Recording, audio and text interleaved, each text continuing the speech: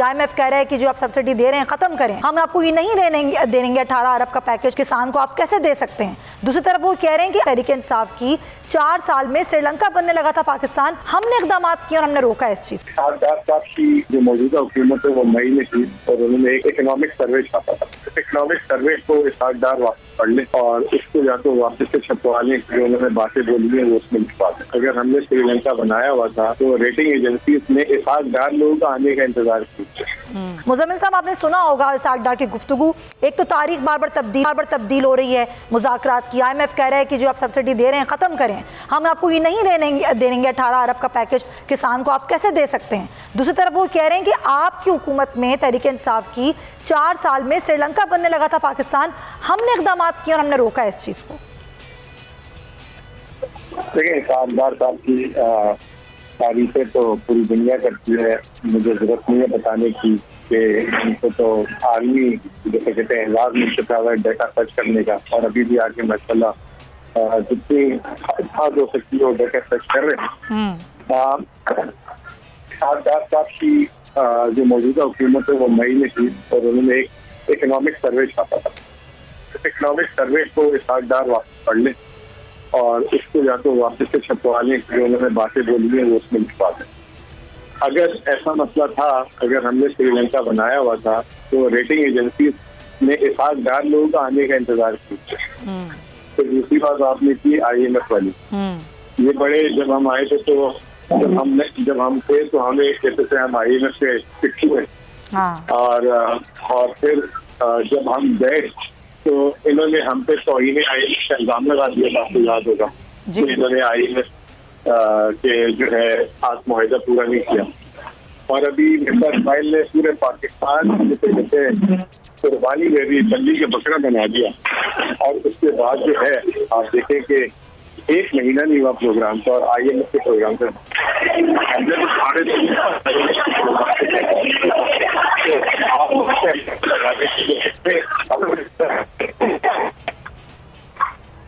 जी। मुजम्मिल साहब दोबारा बोलिएगा।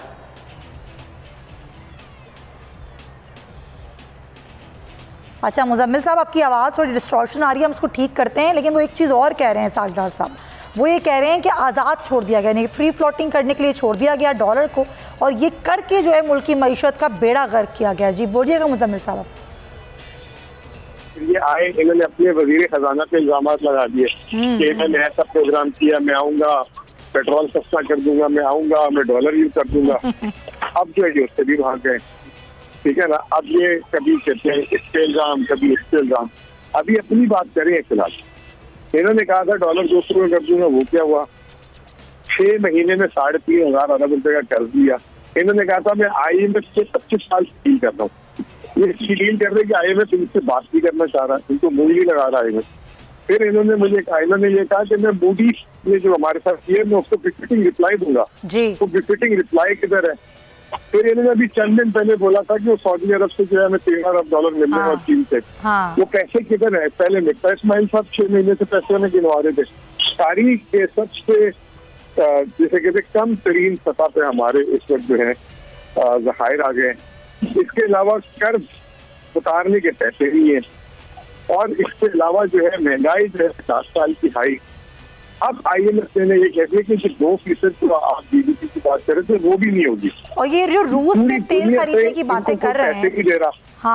इन्होंने कौन सा ऐसा कारनामा किया है जिससे जो है इस मुल्क में कोई बेहतरी आ रही है? बेरोजगारी खुद इन्होंने स्टेटमेंट दे दिया जाके कि जी सैलाब से 15 से 20 लाख लोग बेरोजगार हो जाएंगे, और 1 करोड़ से 1.25 करोड़ लोग मजीद गुर्बत में आ जाएंगे, लकीर के नीचे आ जाएंगे।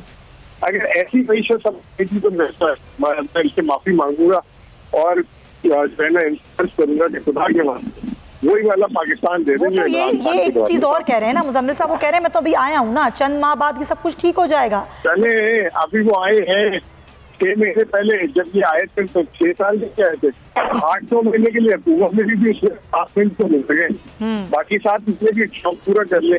जब ये बाकी 7 महीने गुजार के जाएंगे, मुझे तो मतलब अल्लाह माफ करे हमारे सबका जो आपके जो रोटी पानी का मसला, अल्लाह खैर करे, अल्लाह खैर करे। बहुत शुक्रिया मुजम्मिल असलम साहब। अगर आपको ये वीडियो पसंद आई है तो सब्सक्राइब करें और बेल आइकन पर क्लिक करें कप्तान का हकीकी आजादी मार्च, बोल न्यूज की खुसूसी कवरेज। ये एक फैमिली मार्च है। हकीकी आजादी मार्च जो है जीटी रोड पर रवां दवा है। बोलने की हक और सच की बात। इमरान खान के कंटेनर के करीब फायरिंग का वाकया पेश आया, फायरिंग से जख्मी, अस्पताल मुंतकिल। कातिलाना हमले से किया पर्दा चाक, बोल हमेशा बना आवाम की आवाज। को वेलकम कहता हूं। आजादी मार्च के लिए बहुत अच्छी कवरेज की है, ये मार्च की तो जबरदस्त कवरेज। सब्सक्राइब करें और बेल दबाएं ताकि कोई खबर रह न जाए।